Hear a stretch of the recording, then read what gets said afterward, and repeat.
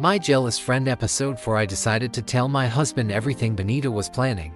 I told him I monitored my friend through cameras and audio recording devices. I could now trust my husband because he has changed after realizing his mistakes. That night, he promised me to take drastic action. The next day, the morning started quietly. I was in the kitchen preparing breakfast when I heard Jackson's voice echoing through the living room. His tone was angry and sharp. I rushed out immediately, wiping my hands on my apron. What I saw made me stop halfway. Jackson was standing in front of Benita, pointing his finger at her. "You have overstayed your welcome, Benita. You came to destroy my home, but it will not work," my husband said. My heart lifted. For the first time, my husband was defending me, not making excuses. I stood aside and watched in silence. Benita folded her arms and looked at him boldly. "I'm not going anywhere, Jackson. You know I'm pregnant for you," she said. My husband shook his head angrily. "Pregnant for me? Stop lying, Benita. You've done enough damage already.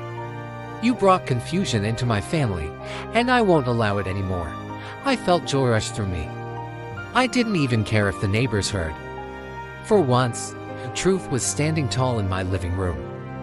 I wanted her to see that her evil plans were falling apart. Without another word, Jackson turned around and stormed into Benita's room. I followed quietly behind him. He started packing her clothes into a bag without mercy. "Jackson, stop. You can't do this to me," Benita said.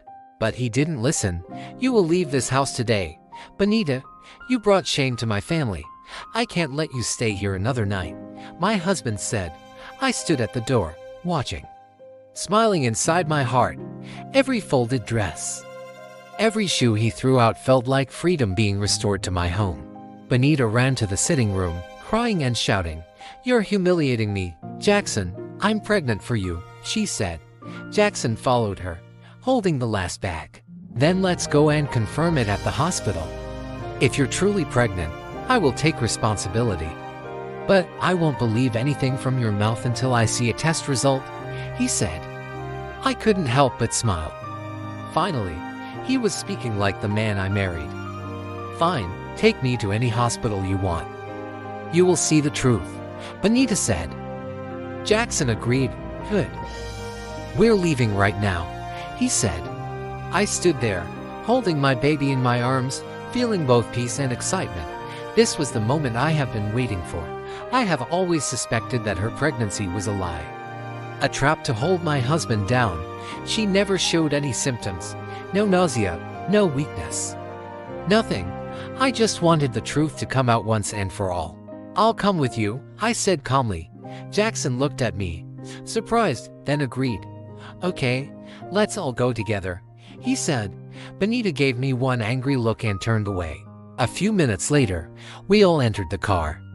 The drive to the hospital was quiet. Nobody spoke. Benita sat at the back seat beside me, looking out the window and pretending to be calm. But I could see her hands trembling. Jackson drove silently. I sat there, praying in my heart that the truth would be revealed that day. I wanted her mask to fall off completely.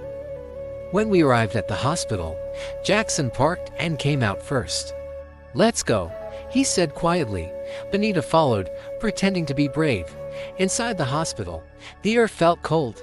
The nurse at the reception greeted us politely. Jackson did the talking. "Please, we need a pregnancy test for her," he said. Pointing at Benita, the nurse nodded and called a lab technician. A young man in a white coat came out and smiled. "No problem. Please, madam, follow me." Benita looked at Jackson for a moment, then followed the man reluctantly. Jackson and I sat in the waiting area. I looked at my husband and smiled. "Today, the truth will speak," I said. He agreed quietly. After a few minutes, the lab technician returned with a small transparent container. He placed it on the table and said, "We've taken her sample." Benita came out behind him. I could tell she was nervous. Jackson folded his arms and looked at her. The lab technician smiled politely and said, "You have to wait a few minutes for the result to be out. Watch out for episode 5. At Aksaki Stories, please subscribe, Like and share.